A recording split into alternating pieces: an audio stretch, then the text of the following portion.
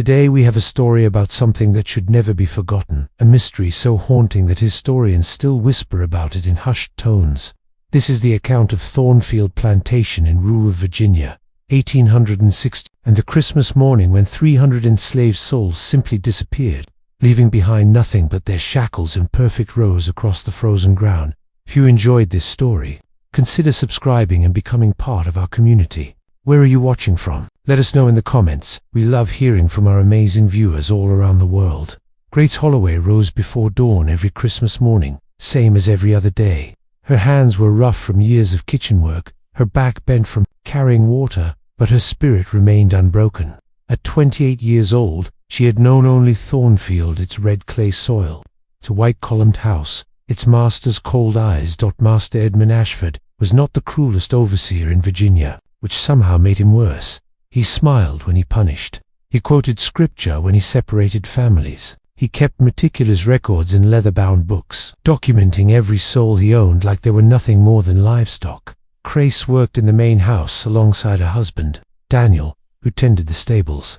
They had a daughter, little Evelyn, who was 6 years old and helped in the kitchen gardens. The three of them lived in a small cabin behind the quarters, and Grace thanked God every night that they were together. But there were rules at Thornfield, strange rules. No singing after sunset, no gathering in groups larger than 5, no looking directly at Master Ashford when he passed, no speaking of the old ways, the old stories, the old gods, and most peculiar of all, no one was ever to enter the old chapel at the edge of the property, the one that predated the plantation house by 50 years. Grace noticed things others missed. She noticed how Master Ashford visited that chapel every Sunday at midnight. She noticed how enslaved people who broke the rules didn't just receive whippings, they often vanished entirely, with Ashford claiming he'd sold them south. She noticed the ledgers never quite matched the number of people working the fields. That Christmas Eve, 1862, Master Ashford gathered everyone in the front yard. The war was raging across Virginia, but Thornfield remained untouched, as if protected by something unseen. "Tomorrow," Ashford announced, his voice smooth as poisoned honey, "we celebrate our Savior's birth. You will all attend morning service in the chapel, every soul, no exceptions." Grace felt her blood turn cold. In 15 years at Thornfield, slaves had never been allowed inside that chapel. That night, as frost settled over the quarters, Grace couldn't sleep. Through her cabin window, she watched Master Ashford walk toward the chapel carrying a large iron box. He was smiling. Daniel squeezed her hand in the darkness. "Something ain't right," he whispered. Grace nodded. Tomorrow would bring something terrible. She could feel it in her bones, the way animals sense storms before they strike. What she didn't know, what none of them knew, was that by tomorrow's sunset, Thornfield Plantation would stand completely empty, its fields silent, its chains abandoned, and its mystery would haunt America for generations to come. The bell rang at 5 o'clock Christmas morning. Earlier than usual, Grace dressed Evelyn in her only good dress, the one she'd sewn from flour sacks. Daniel put on his least-tattered shirt. They walked through the freezing darkness toward the chapel with everyone else, 300 souls moving in frightened silence. The chapel was older than anyone remembered. Its stones were dark and oddly smooth, and strange symbols were carved above the doorway, symbols that looked nothing like any cross Grace had ever seen. Master Ashford stood at the entrance, that peculiar smile on his face, checking names. In his ledger, as people entered, Grace Holloway, Daniel Holloway, Evelyn Holloway, he said softly, making marks with his pen. "How blessed you are to witness this sacred day." Inside, the chapel was nothing like Grace expected. No pews, no altar, just a vast, empty room with a floor made of that same dark stone, covered in concentric circles carved deep into the surface. In the center sat the iron box Ashford had carried the night before. Everyone was made to stand within the circles, according to family groups. Grace held Evelyn close, feeling the child tremble. Ashford closed the heavy doors. The sound echoed, like a tomb ceiling. "Today," he began, walking slowly around the outer circle, "we give thanks for our many blessings, for this land, for this bounty, for the natural order of things." His eyes gleamed in the candlelight. "Some serve, some are served. This is God's design." But something was wrong with his voice. It seemed to come from multiple directions at once. echoing strangely off the stone. Grace noticed that the carved circles weren't random. They formed a pattern, like a great wheel, and at specific points around the room stood small objects. Bones, she realized. Very old bones. My grandfather built this chapel, Ashford continued, on ground the Indians called cursed, but he understood what they feared, we could use. What they fled from, we could bind. An old woman named Ruth, who'd been at Thornfield longer than anyone, suddenly gasped. Lord of mercy, she whispered. This ain't no chapel. This is silence, Ashford commanded, and Ruth's voice simply stopped, though her mouth kept moving. Grace felt Evelyn grip her hand tighter. Daniel positioned himself protectively in front of them both. Master Ashford knelt beside the iron box and opened it. Inside was a book, ancient, bound in something that looked like leather, but wasn't quite right. He began reading in a language Grace didn't recognize, though certain words made her stomach turn just hearing them. The temperature in the chapel plummeted. Frost began forming on the walls, and then Grace felt it something beneath the floor. Something old, something aware, something hungry. The circles carved in the stone began to glow with a faint sickly light. Ashford's smile widened. Don't be afraid, he said, though his eyes said otherwise. You're about to fulfill your highest purpose. The light from the carved circles grew brighter, pulsing like a heartbeat. Grace could feel it resonating through her feet, up through her legs, as if the stone itself were alive. Around the chapel, families huddled closer together. Children wept silently. The old ones prayed. Master Ashford continued reading from his terrible book, his voice taking on an unnatural rhythm. Outside, the sky had turned dark despite it being morning, not the darkness of night, but something thicker, more oppressive. No birds sang, no wind blew. The world itself seemed to be holding its breath. My grandfather discovered the truth, Ashford said, pausing his recitation. This land demanded payment, blood, service, souls. The Indians knew this. They fled rather than pay the price. But we Ashfords understood why sacrifice our own when we could offer others. Grace looked around frantically for any way out, but the doors wouldn't budge, and the windows were just dark, empty spaces showing nothing but that unnatural blackness. An older man named Marcus, who worked the tobacco fields, suddenly collapsed, not from fear, from something else. His body went rigid, his eyes rolled back, and he began speaking in that same strange language Ashford had been using. Words that hurt to hear. It started, Ashford said with satisfaction. The binding recognizes its own. Marcus's grandfather was here for the first ceremony 60 years ago. The debt runs in the blood. Daniel tried to move toward the door, but his feet wouldn't lift from the circle. None of them could move. Grace tried to pick up Evelyn and run, but she was frozen in place, able to move her arms and head but nothing else. What are you doing to us? Grace demanded, her voice shaking but clear. Ashford looked at her with something like pity. I'm fulfilling the compact. Every 30 years, the land requires renewal. My grandfather gave it souls. My father gave it souls. Now it's my turn. And you, all of you, are going to ensure that Thornfield prosper for another generation. But then something unexpected happened. Ruth, the old woman whose voice had been stolen, began humming. Just humming, but it was a melody Grace recognized from the old songs, the ones that weren't supposed to be sung anymore, the ones that came from before. The humming seemed to disturb whatever power filled the chapel. The light flickered. Ash's smile faltered. Stop that, he commanded, but Ruth continued. Others joined her. The humming grew into a wordless chorus, ancient and defiant. Ashford's face twisted with rage. You cannot resist. The circles are complete. The binding is written. But Grace noticed something he didn't. One of the circles near the wall was damaged, worn smooth by centuries of weather before the chapel had been built over it. The pattern wasn't perfect. She caught Daniel's eye and looked meaningfully at the broken circle. He understood immediately. As the humming grew louder, Grace felt the hold on her feet weaken slightly. The power keeping them trapped was old and strong, but it had rules, patterns, boundaries, and patterns could be broken. Master Ashford's composure cracked. He screamed words from his book, his voice raw and desperate, but the humming drowned him out.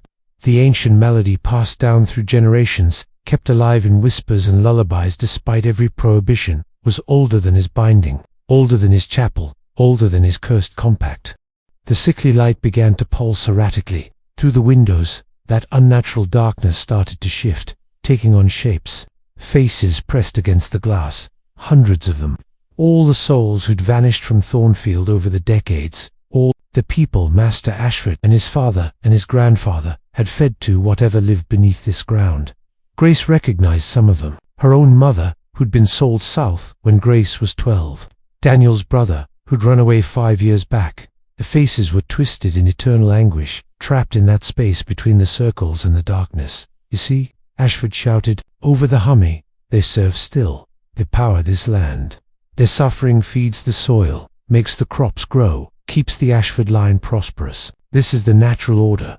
But little Evelyn did something no one expected. She began to sing, not hum, but sing actual words. Words in a language even older than Ashford's book. Words her grandmother Ruth had taught her in secret. Words of unbinding. The child's pure voice cut through everything. The circles blazed white-hot, then shattered. Not just the damaged one, all of them. 300 years of carved stone split and cracked, breaking the pattern completely. Ashford lunged for Evelyn, but Daniel broke free of the paralysis and caught his arm. For the first time in his life, an enslaved man at Thornfield laid hands on the master. The symbolism wasn't lost on anyone. You've doomed yourselves, Ashford shrieked. The compact is broken. The land will take everyone. Not just you, everyone. All of Thornfield will be consumed. Grace pulled Evelyn close and felt the truth of his words. Something beneath the chapel was indeed waking. Something vast and ancient and furious.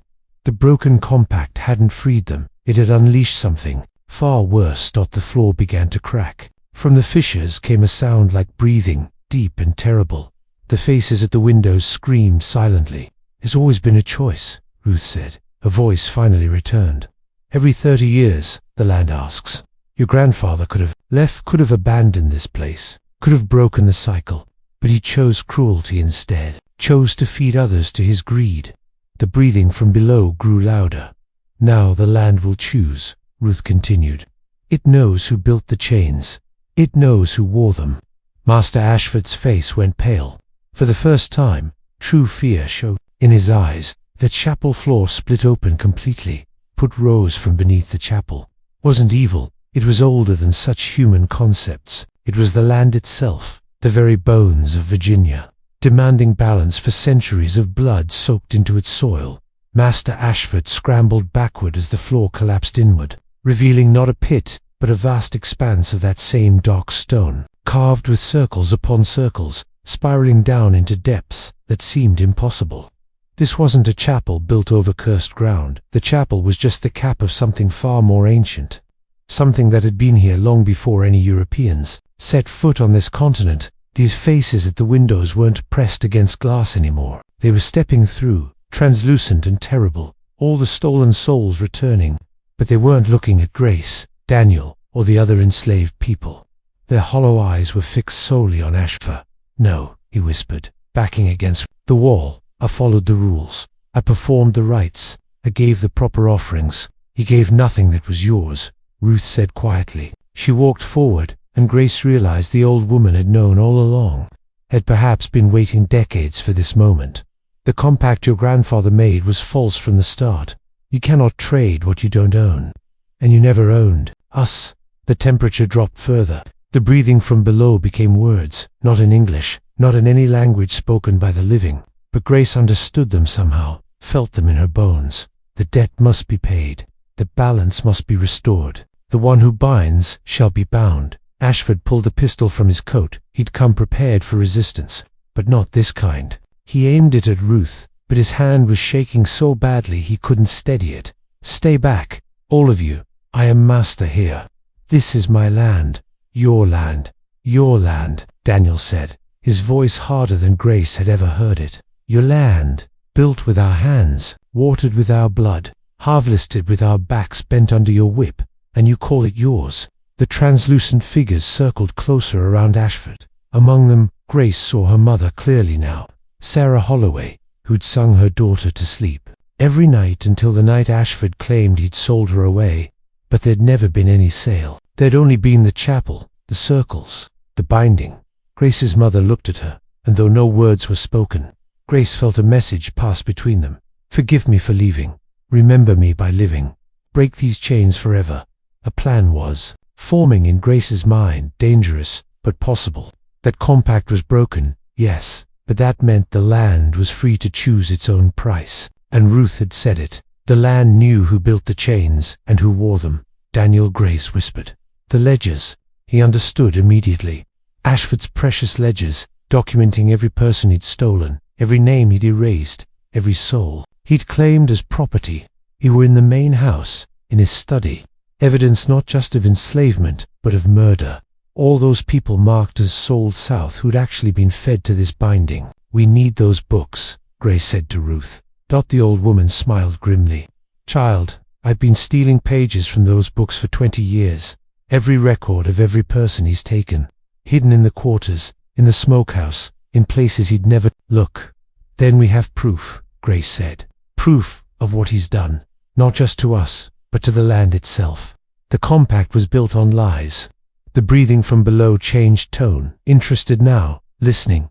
Master Ashford realized what they were planning. No, you cannot testify against me. Your property. Your words mean nothing in any court.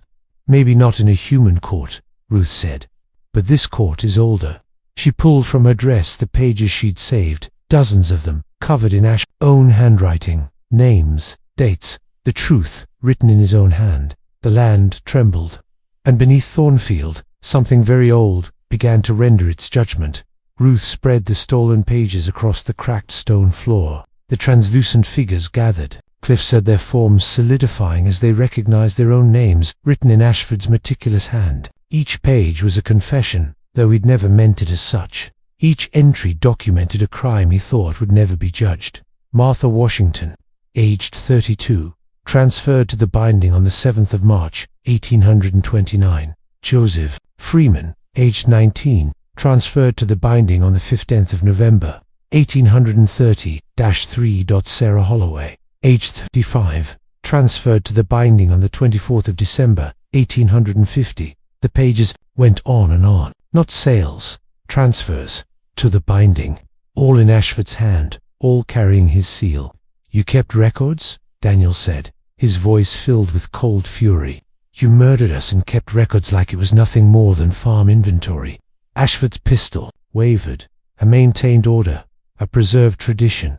My grandfather, your grandfather, was a monster, Grace interrupted, surprised by the steadiness of her own voice. And you became one willingly.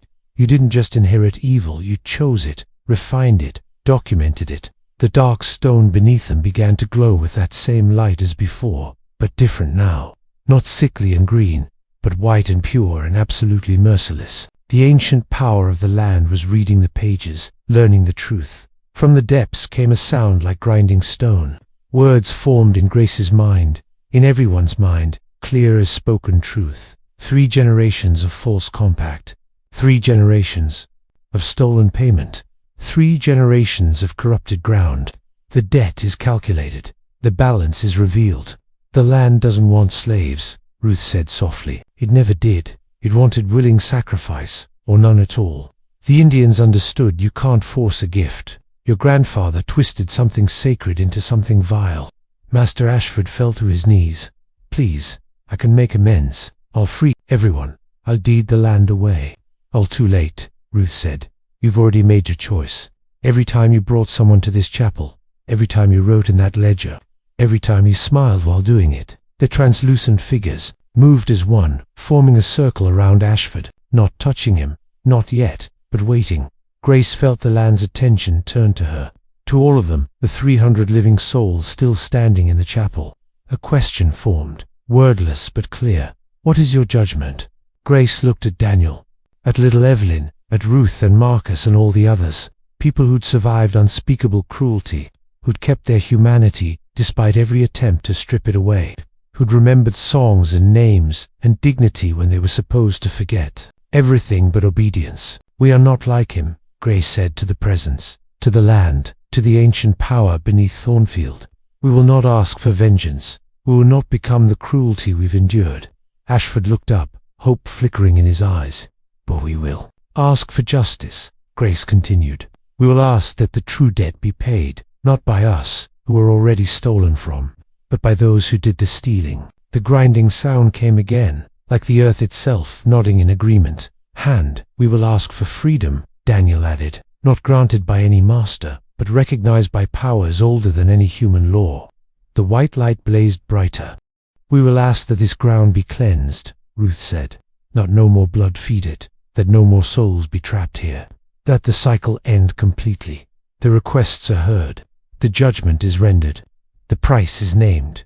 The translucent figures closed in on Master Ashford. His scream echoed through dimensions Grace didn't understand. And then, slowly, something began to change. What happened next would be debated by historians for generations.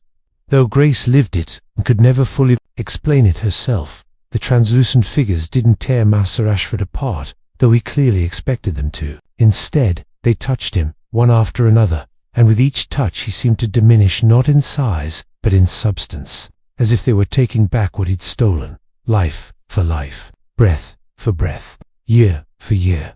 When the last figure touched him, a young girl who'd vanished just months before, her name barely written in the ledger, Edmund Ashford, was ancient, older than any living man, older than his own grandfather. The weight of all the stolen years collapsed. Upon him at once he crumbled to dust, just dust on dark stone. The white light from the circles grew blindingly bright. Grace shielded Evelyn's eyes, but she could see through her fingers that the light was transforming, becoming warm instead of harsh. The breathing from below changed to something like a sigh, relief, release, resolution. The chains began to appear. Not new chains, but every chain that had ever been used at Thornfield, every shackle, every collar, every iron weight. They materialized in the chapel, hundreds of them, pulled from wherever they'd been hidden or discarded over 3 generations. And then, one by one, they began to crack, not breaking through force, but dissolving, as if they'd never been forged in the first place, as if the reality of slavery itself was being unwoven from this ground. Grace felt something lift from her shoulders, not a physical weight, but something deeper, a weight she'd carried so long she'd forgotten it was there, the weight of being on door all around her. 300 people felt the same release. The translucent figures began to fade, but not back into anguish. This time, they were smiling. Grace's mother looked at her one last time, touched her heart, and dissolved into light. All the stolen souls, freed at last. The chapel walls cracked. Sunlight poured in. Real sunlight, golden and pure. Christmas morning light. The dark stone beneath their feet began to transform, becoming ordinary earth. The ancient power was withdrawing, satisfied, returning to depths where it would sleep undisturbed. Ruth collapsed, and Grace caught her. The old woman was crying and laughing at the same time. "It's done," Ruth whispered. "Finally done." Daniel pulled Grace and Evelyn into his arms. Around them, families reunited. People wept with joy and disbelief. Children asked questions no one could quite answer. They walked out of the crumbling chapel into the most beautiful Christmas morning any of them had ever seen. The sky was clear. Blue birds sang. The air smelled clean. Thornfield Plantation stood behind them, its big white house suddenly looking shabby and small without its master. Just a building, just wood and paint, nothing more. "What do we do now?" someone asked. Grace looked at the 300 faces surrounding her, no longer enslaved, no longer bound, no longer property of any power, human or otherwise. "We walk," she said simply, "wherever we want to go, however far we choose." And so they did. They walked down the road away from Thornfield, all 300 of them, leaving behind nothing but dust and broken chains on Christmas morning. 1862. The plantation stood empty ever after. From the recovered journal of Captain William Hayes, Union Army, dated the 2nd of January, 1863. We came upon Thornfield Plantation following reports of strange lights seen on Christmas night. What we found defies military explanation. The plantation is abandoned, completely. The main house stands intact but empty. The slave quarters are orderly but vacant. The fields show signs of recent cultivation but no workers remain. Most peculiar, in a ruined stone building at the edge of the property, we found 300 sets of chains and shackles arranged in perfect circles on the ground.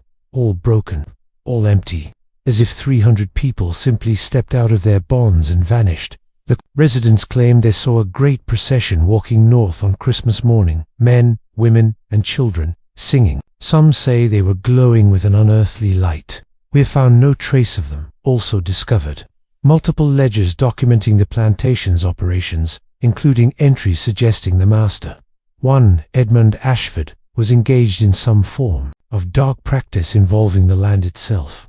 The final entry, dated Christmas Eve, reads, "Tomorrow the binding shall be renewed, and Thornfield shall prosper another generation." Ashford himself is nowhere to be found. Only a pile of dust in the center of the ruined building, with his seal ring resting atop it. I am not a superstitious man, but I believe something extraordinary happened here. Perhaps divine intervention. Perhaps the land itself rendering judgment. I cannot say. What I can say is this: no evil lasts forever. No chain remains unbroken. And sometimes, justice comes from places deeper than any human law can reach. From a letter written by Grace Holloway to her daughter Evelyn, 1800, Anaite, my dearest daughter, you asked me to write down what really happened that Christmas, so your children will know. The truth is stranger than any tale, but I will tell it plain. We walked for 3 days, all 300 of us, following the North Star, singing the old songs your grandmother taught us. We did not tire, we did not hunger. The land itself seemed to care us. On the 3rd day, we reached a Union camp. They gave us shelter, food, and most precious of all, papers documenting our freedom, not granted by any master, but recognized as truth. Most of us scattered after that, seeking family, seeking new lives. Your father and I came here, to Philadelphia, where we built a life with our own hands, owing nothing to anyone but ourselves. Ruth passed peacefully in her sleep 5 years after that Christmas. Her last words were, "The old songs worked. Remember them always. I have tried to do so. I have taught them to you, and you must teach them to your children, not because we need them for protection anymore, but because we must remember those who were stolen. Remember those who resisted. Remember that even the deepest darkness can be overcome." The authorities eventually investigated Thornfield. They found the ledgers, the documents, proof of horrors that had happened there. The land was seized by the government and left to return to wilderness. No one will build on that ground again. Some say Thornfield is haunted. I say it is healed. The land got its justice. The stolen souls found peace, and we, the living, found freedom. That is the true miracle of that Christmas. Not that chains broke or masters fell, but that we walked away with our humanity intact. That we chose justice over vengeance. That we forgave, even when forgiveness seemed impossible. I am old now, daughter. My hands shake as I write this, but my heart is strong, and my conscience is clear. We survived. We thrived. We thrived. We became more than anyone said we could be. Tell your children this story. Tell them that their great-grandmother stood in a cursed place and refused to let it corrupt her. Tell them that sometimes being strong means staying kind. Tell them that they come from people who broke chains, both iron and spiritual. And tell them that freedom, true freedom, is not given. It is recognized, claimed, and defended with all my love. On the 36th anniversary of that strange and blessed Christmas, Grace Holloway archivists note, this account was discovered in a collection of Civil War era documents donated to the National Archive in 1973. Historians have confirmed that Thornfield Plantation did exist in rural Virginia, was mysteriously abandoned in December of 1800. The ruins of an unusual stone building remain on the property, though the circles described in these documents have long since been weathered away. No official records explain what became of the 300 enslaved people documented in ledgers. They simply vanished from history on Christmas Day. Some mysteries, perhaps, are not meant to be solved, only remembered. End of record.